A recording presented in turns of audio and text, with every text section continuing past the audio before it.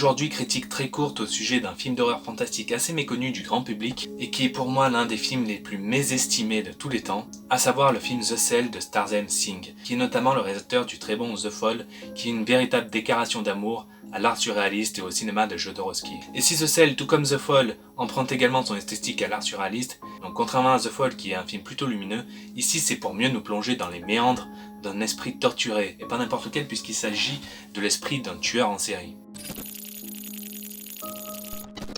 The Cell raconte l'histoire de Karl Rudolf Starger, un tueur en série qui a sombré dans le coma à la suite d'une crise de schizophrénie, sans révéler le lieu où se trouvait sa dernière victime. Afin de localiser la victime, le docteur Catherine Dean, incarné par Jennifer Lopez, psychologue pour enfants, doit littéralement entrer dans les pensées de l'assassin à l'aide d'une technologie expérimentale.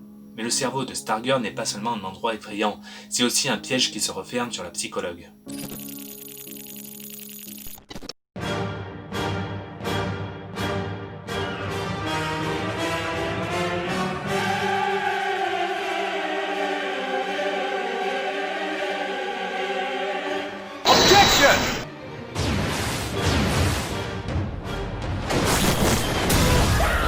Je n'ai jamais trop compris pourquoi les critiques étaient si mauvaises à l'égard de ce film. Pourtant, à sa sortie, le scénario était particulièrement original. Il faut rappeler que le film était sorti bien des années avant Inception de Christopher Nolan, qui reproduisait vaguement le même concept, le côté glauque du serial killer en moins évidemment. On pourrait alors être tenté de penser que ce qui pêche est la narration ou bien l'exécution. Une bonne idée de scénario ne fait pas toujours un bon film, sinon ça se saurait.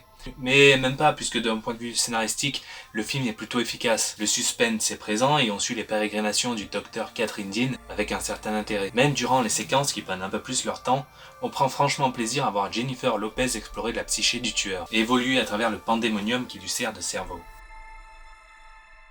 C'était même plutôt habile de la part du réalisateur de nous faire entrevoir ce qui se passe dans la tête d'un psychopathe, même si l'exécution paraît bien romanesque, cinéma oblige. Mais en même temps, c'est tout l'intérêt du film. Ce qui m'amène au point suivant, esthétiquement, ce film est probablement l'un des films fantastiques les plus perturbants et les plus originaux qui m'ait été donné de voir. Si vous voulez voir un film complètement mindfuck qui emprunte ses codes à l'art surréaliste, alors ce film est clairement fait pour vous. Alors le problème viendrait-il des acteurs, parce qu'après tout, Jennifer Lopez, avant d'être une actrice, c'est surtout une chanteuse. Ben pas vraiment non plus, parce que Jennifer Lopez s'avère plutôt convaincante dans son rôle en vérité. Vincent D'Onofrio, ai-je vraiment besoin d'en parler ?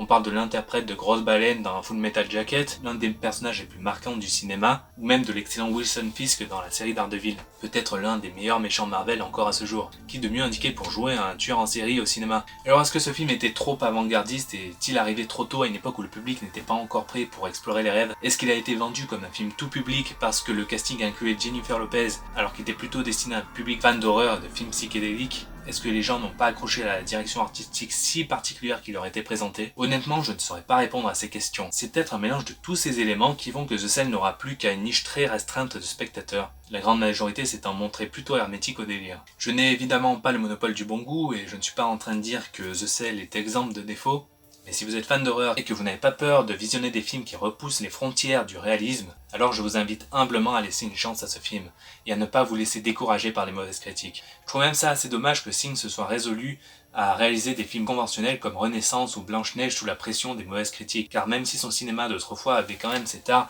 ils avaient surtout beaucoup de personnalité.